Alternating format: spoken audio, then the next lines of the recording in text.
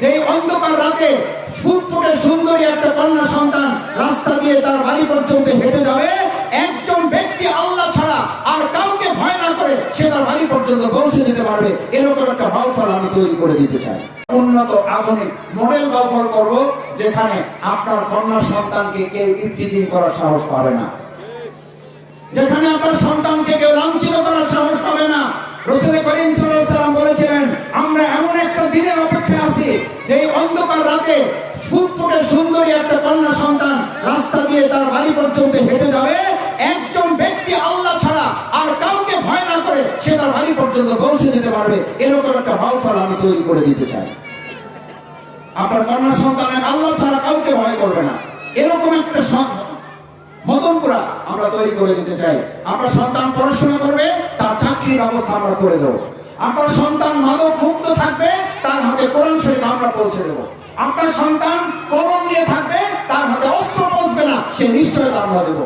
এরকম একটা বাউফলের জন্য আমি আপনাদের সামনে এসেছি। আপনাদের দোয়া চাই, ভালোবাসা চাই, স্নেহ চাই, মমতা চাই, এবং আগামী দিনে 2026 সালে ফেব্রুয়ারি মাসে যে নির্বাচন হবে, সেই নির্বাচন নয়, ওটা হচ্ছে ব্যালটের একটা যুদ্ধ, যে যুদ্ধের মাধ্যমে আমরা ইসলামকে পরাজয় অথবা বিজয়ী করতে পারবো।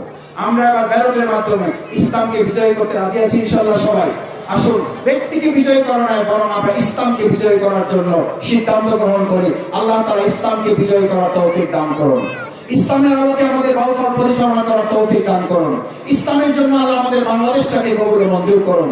আমাদের দাদা দিদিরা যারা আছে তাদের জন্য একটা কথা বলা শেষ করি। মদিনায় যখন ইসলাম প্রতিষ্ঠিত হলো, সোনার মদিনা হলো, হিন্দুদের অন্য ধর্মাবলী যারা বলা হলো, থাকতে চাইলে থাকতে পারেন, না থাকলে আপনারা যেখানে ভালো মনে করেন যাইতে পারেন। আপনারা অনেকেই জানেন, ইতিহাস পড়েছেন দিদিরা, ইসলাম প্রতিষ্ঠিত হওয়ার পর ওখান থেকে একজন ভিন্ন ধর্ম বের হয় নাই, বরং তারা বলেছিল আমাদের জন্য আগের যে কোনো সময়ের চেয়ে এই ইসলামী রাষ্ট্র হচ্ছে আমাদের জন্য নিরাপদ। আমি আপনাকে আরেকটা কথা, এখনকার জমানার কথা স্মরণ করাই।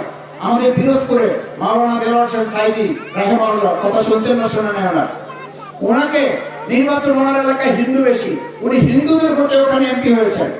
নির্বাচিত হওয়ার পর হিন্দুদেরকে জিজ্ঞেস করা হয়েছিল যে আপনারা মাওলানা দেলোয়ার হোসেন সাইদি জামাতের লোক, ওনাকে ভোট দিয়েছেন কেন? তখন ওনারা বলেছিল দেলোয়ার হোসেন সাইদি সাহেব যখন এমপি, তখন আমরা পিরোজপুরে থাকি নাই, তখন আমরা মায়ের কোলের মতো নিরাপদ থাকছি। আমি আপনাদের নিশ্চয়তা দিচ্ছি, যদি এখানে ইসলামের আলোকে আমরা বাউফলটা তৈরি করতে পারি, জামাত ইসলামী দাঁড়িপাল্লা যদি বিজয় হয়, আপনারা মুসলমানদের মতোই একটা মায়ের কোলে নিরাপদ বাউফল আপনারা পাবেন। সেই প্রত্যাশা ব্যক্ত করে আবারও আমার মা এখানে আছেন, এরকম আরো অনেক মা যারা আছেন তাদের জন্য দোয়া চেয়ে, আমাদের মা বাবা যারা পৃথিবী থেকে চলে গেছেন, ভাই বোন যারা চলে গেছেন, স্ত্রী সন্তান যারা বিদায় নিয়েছেন, তাদের সকলকে আল্লাহ তাআলা জান্নাতুল ফেরদাউস নসিব করুন। যারা বেঁচে আছেন আল্লাহ তাআলা তাদেরকে হায়াতে তাইয়্যিবা দান করে আগামী দিনে যে সুন্দর ব্যালটের যুদ্ধ অনুষ্ঠিত হবে, সেই ব্যালটের যুদ্ধে আমরা ইসলামের পক্ষে যাতে অবলম্বন করতে পারি, আল্লাহ আমাদের তৌফিক দান করুন।